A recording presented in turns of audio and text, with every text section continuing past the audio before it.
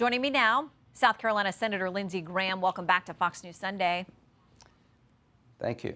Okay, we'll get to Afghanistan, but I want to start with China. And you heard Aisha's reporting there about what Reuters has been calling a standoff in the Taiwan Strait. You served in the Air Force. We noted weeks ago an Air Force general, a four-star, said that he thought we would be in actual combat with China by 2025. Chairman McCall has said the same thing on the show. Where do you think we are this morning? Where does this go? Well, number one, we're celebrating Easter, so if you're looking for some good news, it's Easter Sunday to Taiwan. Here's what I think. I think they're setting the stage possibly for a blockade of Taiwan, that the Communist Chinese Party is going to test us dramatically this year and next year before the election.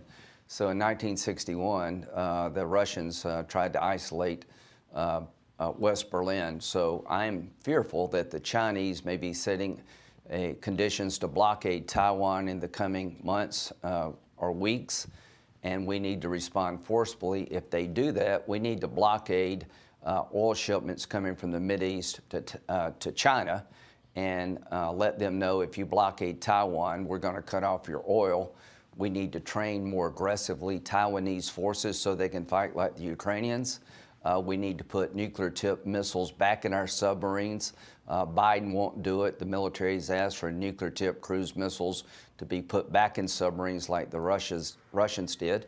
And we need more forces in the region. I think if you do those things, you could deter a blockade.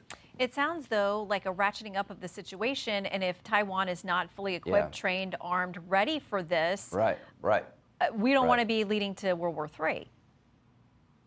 Well, nobody wants a World War III, but what kind of world do you want to live in? Do you want to live in a world where an island called Taiwan could be taken by China? 90% of the high-end chips are made in Taiwan. They'd have a monopoly on the digital economy. Do you just want to let Putin take whatever he wants in Europe? I don't want to live in that kind of world. There's no reason for this.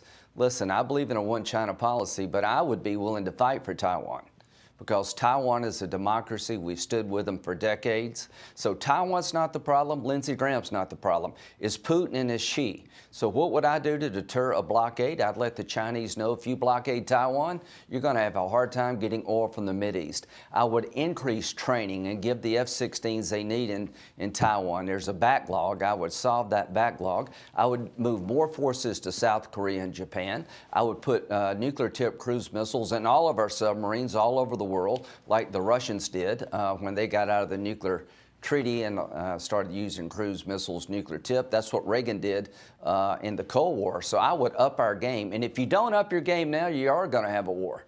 Okay, very quickly, because I want to get to a lot of other topics.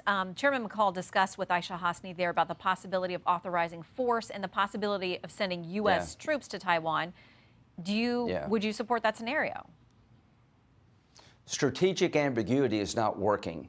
China, after Afghanistan, believes that the store is open, that you can go in and take whatever you want on Biden's watch. So the question for the Congress, should we have a defense agreement with the island of Taiwan? We don't. Should we have one? But yes, I'd be very much open to using U.S. forces to defend Taiwan, because it's in our national security interest to do so. Okay, China also an actor with regard to fentanyl, Mexico, the border. You've been very vocal on that. Mexico's president has sent a letter to China, please help us out with the fentanyl. They've said basically there's no such thing as illegal trafficking of fentanyl between Mexico and China. You have talked about getting tough there, about using the U.S. military along the border with the cartels. Mexico's president, this is how AP reports his response to you. Lopez Obrador said Mexico would not accept such threats, calling them, quote, an insult to Mexico and a lack of respect for independence and sovereignty.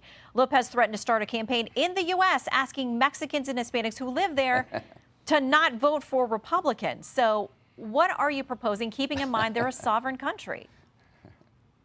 Well, here's what I'm proposing, that no sovereign country has the right to kill 70,000 Americans without some kind of repercussion. 70,000 Americans died last year from fentanyl poisoning.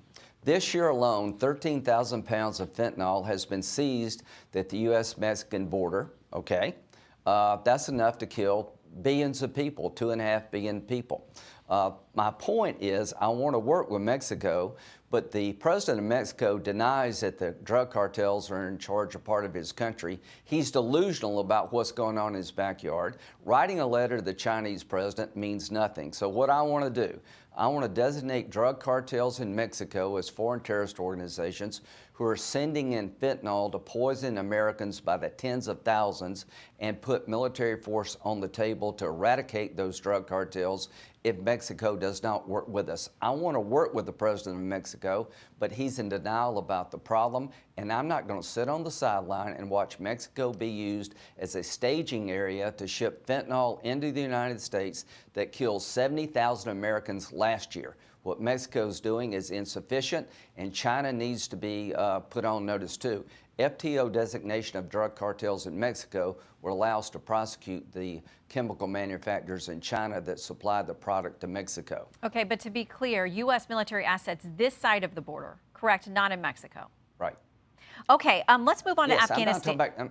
Yeah, okay, that's clear. I want to ask you about Afghanistan. You served in uniform there. You know the situation there. Yeah. We got the report this week. You saw Alex's reporting. She cited this portion that says President Biden's choices for how to execute a withdrawal from Afghanistan were severely constrained by conditions created by his predecessor. They say that President Trump had drawn down too many troops, that the special immigrant visa program to get people out of there had been starved of resources, that the Taliban had been emboldened by us engaging in peace talks without including our allies or the Afghan government. They talk about the Doha Agreement, the release of 5,000 Taliban fighters from prison. Is it fair to say that any of those things handcuffed the Biden administration's ability to make a smooth withdrawal? Well, some of the things President Trump did, I disagreed with, but he didn't withdraw. And here's the point. This report is a political whitewash by the Biden administration to shift blame. The report says that our mission had been accomplished. That's why Biden got out of Afghanistan. He's claiming that we eradicated all terrorist threats in Afghanistan. That's why he withdrew to end the longest war. General Corelli said last week, who's the head of CENTCOM, that the rise of ISIS-K and al-Qaeda in Afghanistan is so severe, we could be attacked in America in the next 6 months without warning. So when the Biden administration tells you there are no terrorists in Afghanistan, they are lying. There's a lethal cocktail forming. Rise of terrorism in Afghanistan, a broken border here in the United States. It's only a matter of time till there's another 9/11 if we don't change policies. My view of what happened in Afghanistan by Biden was he paved the way for another 9/11. Okay, we're going to talk a lot more about Afghanistan later on in the show, but before you go, I want to talk to you about the issue of abortion. We've got 2 federal judges. There are dueling rulings on the pill that's been used in abortions approved by the FDA more than 20 years ago. It's an issue that's been a struggle for Republicans post-Dobbs, that ruling that overturned Roe v. Wade. You're very passionate about this, but critics, including conservatives, say it's costing the Republican Party. Kim Strassel, writing in the Wall Street Journal an opinion piece, says conservatives need to decide if they want GOP majorities that will enact common sense protections or Democratic takeovers that will open the abortion floodgates. That's the choice. How much clearer can voters make it? Isn't that what happened this week in Wisconsin, where the pro-choice candidate won by 10 points, getting a seat on the Wisconsin Supreme Court? Well, I'm very pro-life, and I think being pro-life is a winning message. I oppose late-term abortions. I have a bill to set a national minimum standard of 15 weeks. 50 of the 53 European nations ban abortion at 15 weeks. I have an exception for rape, incest, and life of the mother.